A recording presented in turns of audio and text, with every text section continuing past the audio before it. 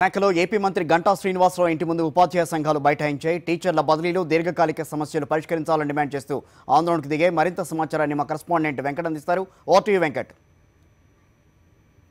ప్రభుత్వ పాఠశాలలో పనిచేస్తున్న ఉపాధ్యాయులు పెద్ద ఎత్తున సమస్యలు ఎదుర్కొంటున్న పరిస్థితి. ఈ నేపథ్యంలో ఈరోజు సాక్షాత్తు విద్యాశాఖ మంత్రి గంటా శ్రీనివాసరావు ఇంటి ముట్టడికి యత్నించే ప్రయత్నం చేస్తున్నారు. దాదాపు ఇక్కడ గంట నుంచి కూడా ఉపాధ్యాయులు వివిధ ప్రాంతాల నుంచి వచ్చే ఉపాధ్యాయులందరూ కూడా ఇక్కడ ఆందోళన పట్టబట్టారు. ఇందుకు తగ్గట్టుగా వీళ్ళని ఎదుర్కొనేందుకు పోలీసులు కూడా ఒకవైపు భారీ సంఖ్యలో ఇక్కడ మోహరించే ప్రయత్నం చేశారు. అయితే పూర్తి స్థాయిలో ఇప్పటికే ఉపాధ్యాయ సంఘాలు ఇక్కడికి వచ్చి తమ డిమాండ్లతో నినాదాలు చేస్తూ మారుమోగిస్తున్న పరిస్థితి ఇక్కడ కనిపిస్తుంది. అయితే ప్రస్తుతం మనతో పాటు ఉపాధ్యాయులు ఎట్లాంటి సమస్యలు ఎదుర్కొంటున్నారు వాళ్ళని అడిగి తెలుసుకున్న ప్రయత్నం చేద్దాం. మేడం, ఈరోజు ప్రధానంగా చూస్తున్నాం, ఒకవైపు ప్రభుత్వ పాఠశాలలు మూసివేసి అందులో ఉపాధ్యాయులను మెర్జ్ చేసే ప్రయత్నం చేస్తున్నారు. దీన్ని ఎందుకు ఎలా చేస్తున్నారు? దీన్ని ఎందుకు మీరు తీవ్రంగా వ్యతిరేకిస్తున్నారు? వాళ్ళు ప్రైవేట్ స్కూల్స్కి ఎక్కువ ఇంపార్టెన్స్ ఇచ్చి మా గవర్నమెంట్ స్కూల్స్ని క్లోజ్ చేసి ఉద్యోగాలని క్లోజ్ చేయాలని వాళ్ళు ఎక్కువగా పట్టుదలలో ఉన్నారు. రేషనైజేషన్ అని గంటా శ్రీనివాసరావు గారు ప్రభుత్వ ట్రాన్స్ఫర్స్ పెట్టి డబ్బులు తీసుకుని చాలామంది టీచర్స్ని ఈ ఏరియా తీసుకొచ్చి మాలాంటి రూరల్ ఉన్న వాళ్ళకి అసలు ట్రాన్స్ఫర్స్కి ఛాన్స్ ఇవ్వటం లేదు. ఇందువల్ల మేము చాలా ఇబ్బంది పడుతున్నాం. అంతేకాకుండా ఇష్టం వచ్చినట్టు స్కూల్స్ క్లోజ్ చేసేస్తున్నారు. ముందు ఇచ్చినప్పుడు బాగానే ఉంది, క్లోజ్ చేసేసినప్పుడు ఆ స్టాఫ్ని ఎక్కడ పంపిస్తారో తెలియటం లేదు. అంతేకాకుండా మాకు గవర్నమెంట్ ట్రాన్స్ఫర్స్ వల్ల మేము చాలా నష్టపోయాం. అది వాళ్ళు చెయ్యాలని చేసి మమ్మల్ని ఇరకాటంలో పెట్టి ఎక్కువగా ప్రైవేట్ స్కూల్స్కి వాళ్ళు ఇచ్చి మమ్మల్ని మాకు స్ట్రెంత్ లేకుండా చేస్తున్నారు.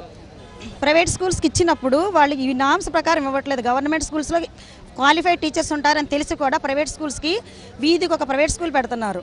దానివల్ల మేము చాలా నష్టపోతున్నాం. మేడం, ఇంకోవైపు ఒక టీచర్స్కి పెర్ఫార్మెన్స్ పాయింట్లను పెట్టి బదిలీల్లో దీన్ని అంతర్లీనంగా చేసడం రోస్టర్ దీన్ని ఎట్లా పెర్ఫార్మెన్స్ పాయింట్స్ అన్నవి స్కూల్కి గ్రామానికి మారుతాయండి. అందరికీ ఈక్వల్గా వచ్చే అవకాశం లేదు. సో అది మేమేమన్నామంటే కొంతమంది అవార్డు గ్రహీతలు ఉంటారు, వాళ్ళకి అవార్డు ఇచ్చే పాయింట్ ఆఫ్ వ్యూ మీరు ఆ పెర్ఫార్మెన్స్ పాయింట్ ఎంకరేజ్ చేయండి. ఇక్కడ మీకు పెడితే ప్రతి స్కూల్కి ప్రతి గ్రామానికి ఒకలాగా ఉండవు పెర్ఫార్మెన్స్.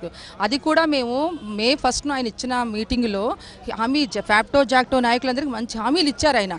ఆయన హామీల మీద నిలబడతారని చెప్పి ఈ ఆశతోనే ఉన్నాం. కానీ రాత్రే ఆయన ప్రమేయం లేకుండా జీవోలు రావు కదా. వెబ్ కౌన్సిలింగ్ అన్నది ఎస్జిటీలకి చాలా కష్టమైన పని. అది ఎందుకంటే ఒక ఎస్జిటి ఒక కంపల్సరీ ట్రాన్స్ఫర్ వెళ్ళాల్సిన ఎస్జిటి వెబ్ కౌన్సిలింగ్ ముందు కూర్చుంటే 1000 ఆప్షన్స్ పెట్టుకోవాలి. ఆ 1000 ఆప్షన్స్లో తనకు నచ్చిన ప్లేస్ రాకపోతే తను ఎక్కడో మారుమూల ప్రాంతాలు వేసే అవకాశం ఉంది.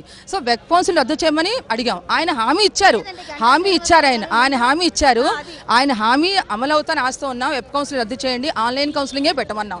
ఇవన్నీ మా యొక్క డిమాండ్లు. అవి కాకుండా ఇంకా చాలా సిపిఎస్ ఇవన్నీ ప్రజెంట్ మా యొక్క ఈ ట్రాన్స్ఫర్స్లో కూడా రేషనేషన్లో కూడా చాలా అవకతలు వదిలి స్కూల్స్ ప్రైవేట్ స్కూల్స్ వదలండి, గవర్నమెంట్ స్కూల్స్ అనేది within the reach of a common man.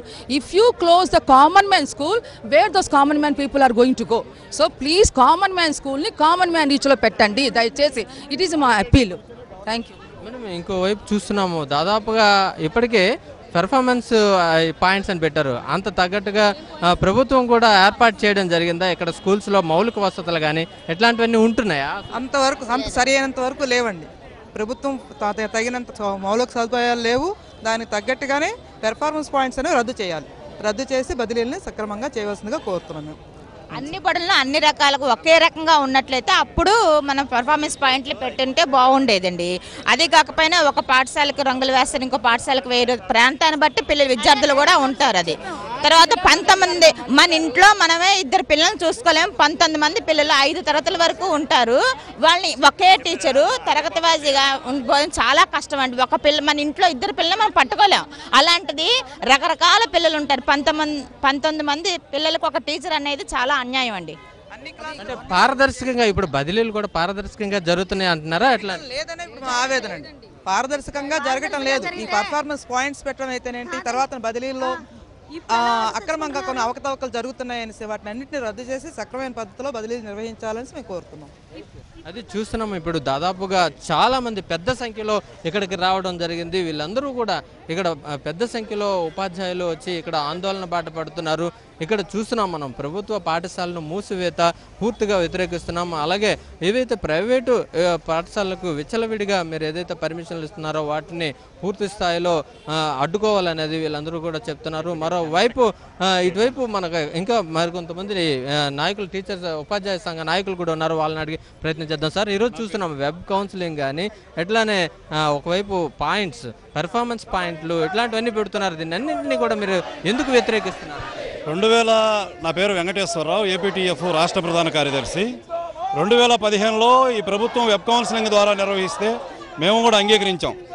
అయితే వెబ్ కౌన్సిలింగ్లో ఆప్షన్స్ పెట్టుకోవడం చాలా ఇబ్బందిగా ఉంది. ఆ రోజున్న కంప్యూటర్ సామర్థ్యమే ఈ రోజు ఉంది. సర్వర్ సామర్థ్యం పెంచలేదు. సర్వర్ సామర్థ్యం పెంచకపోగా మళ్ళా వెబ్ కౌన్సిలింగ్ రద్దు చేస్తామని మంత్రి హామీ ఇచ్చి హామీని కూడా నిలబెట్టుకోలేకపోయారు ఈ మంత్రి గారు.